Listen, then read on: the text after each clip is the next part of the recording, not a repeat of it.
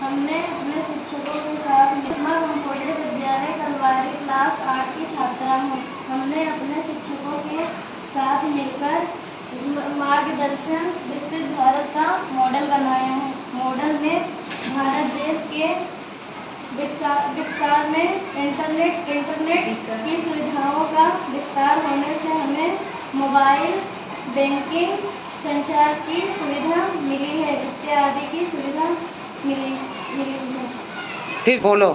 मैं सुषमा कंप्यूटर विद्यालय कलवारी क्लास 8 में पढ़ती हूँ। हमने अपने शिक्षकों के साथ मिलकर मार्गदर्शन का विकसित भारत का मॉडल बनाया है। मॉडल में भारत देश का विस्तार में इंटरनेट की सुविधाओं का और तुम तीसरा पढ़ के संभाल लिया। 3 बच्चों के 3 बनाएंगे। चलो बोलो। मैं सुषमा कंप्यूटर विद्यालय कलवारी क्लास 8 की छात्रा हूँ। हमने अपने शिक्षकों के साथ मिलकर मार्गदर्शन विकसित भारत का मॉडल बनाया है।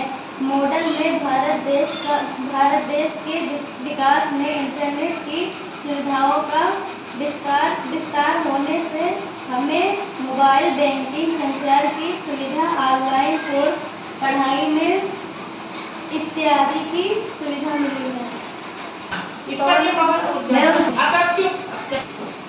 मैं आदिल हुसैन कंपोजिट विद्यालय कलवारी बलरामपुर में कक्षा 8 में पढ़ता हूँ। हमने अपने अध्यापकों के साथ मिलकर विकसित भारत का मॉडल बनाया है।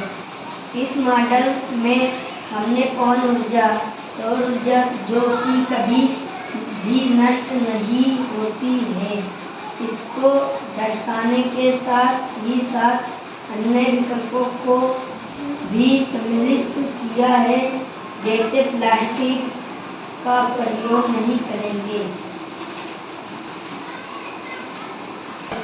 वर्तमान समय में ऊर्जा की मांग बहुत तेजी से बढ़ रही है।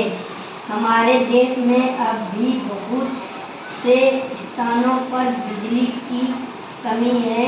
इस समस्या का समाधान केवल नवीकरणीय ऊर्जा स्रोतों से हो ही सकता है।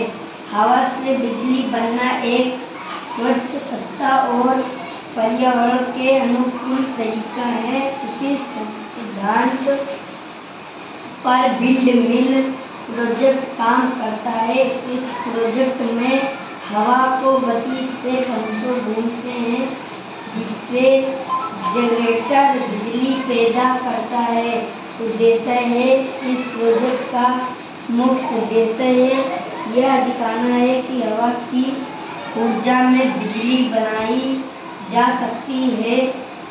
हवा में नवीकरणीय ऊर्जा के प्रति जागरूकता बढ़ाना, पर्यावरण के अनुकूल ऊर्जा स्रोतों को अपनाने के लिए प्रेरित करना, गांव और छोटे कस्बों में सस्ती व स्वच्छ ऊर्जा की व्यवस्था करना।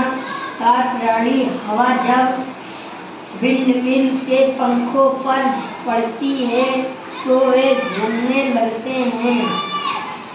पंख मोटर जनरेटर से जुड़े होते हैं, जो घूमने की ऊर्जा विद्युत ऊर्जा में बदल देता है।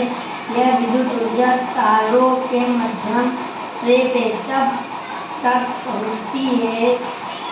हक जितनी तेज होगी, बिजली उतनी अधिक बनेगी। इस प्रकार हक गति से यांत्रिक ऊर्जा को विद्युत ऊर्जा में परिवर्तित किया जाता है।